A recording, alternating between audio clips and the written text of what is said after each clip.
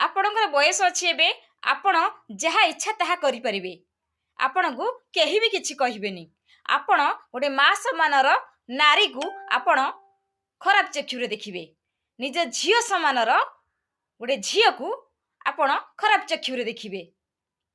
ଆପଣଙ୍କର ତ ବୟସ ଅଛି ଏବେ ନା, ଏବେ ଆପଣଙ୍କ ଯାହା ଇଚ୍ଛା ଆପଣ କରିପାରିବେ।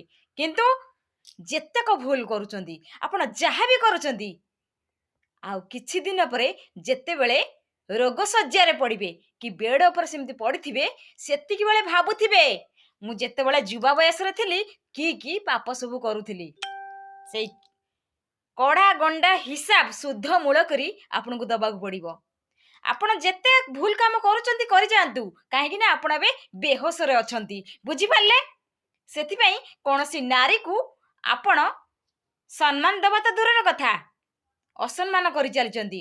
ଆପଣ କ'ଣ ଭାବୁଛନ୍ତି ଖସି ଚାଲିଯିବେ? ସବୁ ପାପର ଭାଗିଦାର ଆପଣ ହିଁ ହେବେ। ଏତିକି ମନେ ରଖନ୍ତୁ।